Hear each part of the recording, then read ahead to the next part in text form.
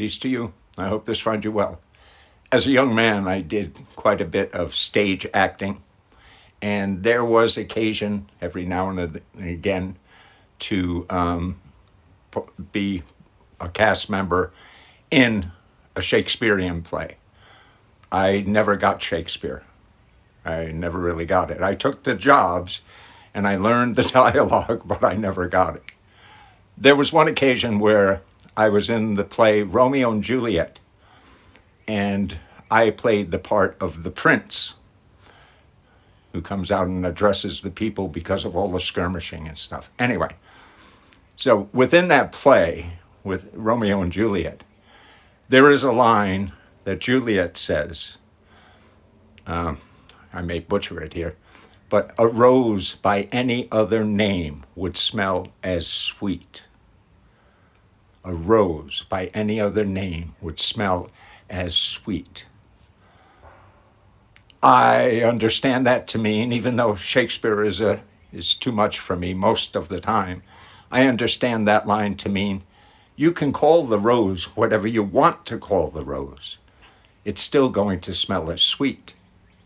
But I'm taking it completely out of context, and I've already shared with you I don't care for Shakespeare. I find that the language has elevated the storyline to a point that people are in awe of it.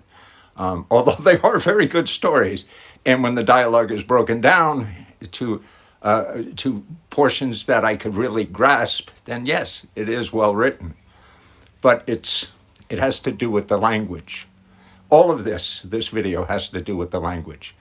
I was just on Godsend's live panel discussion with Hak-Chi was on there.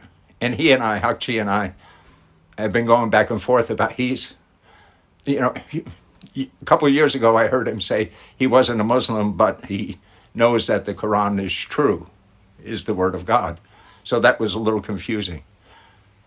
But lately, he's gotten to the point where he's saying there is no God. And I take exception to that.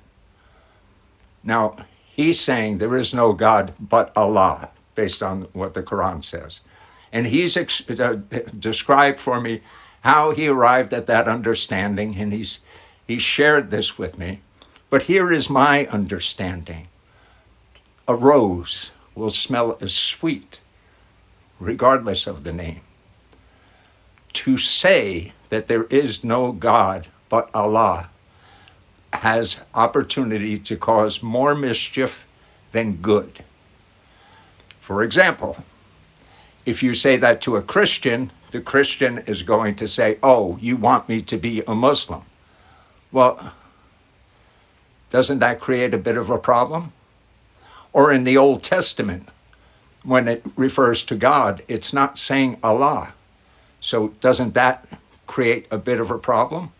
See, language is a tough thing. Language can spin us around. And in this instance, with Hak-Chi, it's spinning me around major. Because I would rather the people on the earth who believe in God, I would rather them continue to believe in God. And from my point of view, from the God of Abraham, I would hope and pray that they would come to the understanding, the realization. But I don't play with language to get them there. I would rather them believe in their own God. And within the discussion with my brothers on this panel just now, I understand that you can't.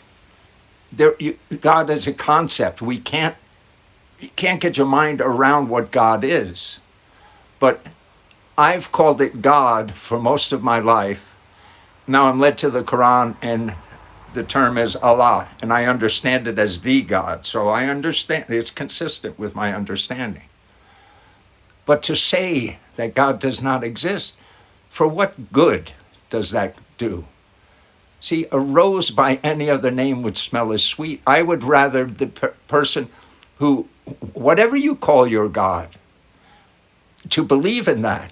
Because, from my point of view, most religions are focused on faith and peace and love. Yes? So wouldn't it be better for those people to continue believing in God? Now, I understand you may not call it God. It may not be a rose to you. It may be another name to you. But the fragrance, the sweetness of it still exists. God is everything. To say that there is no God, I think borders on foolishness, but at the very least, to say that there is no God causes mischief. And Allah does not like the mischief makers. Right? Peace.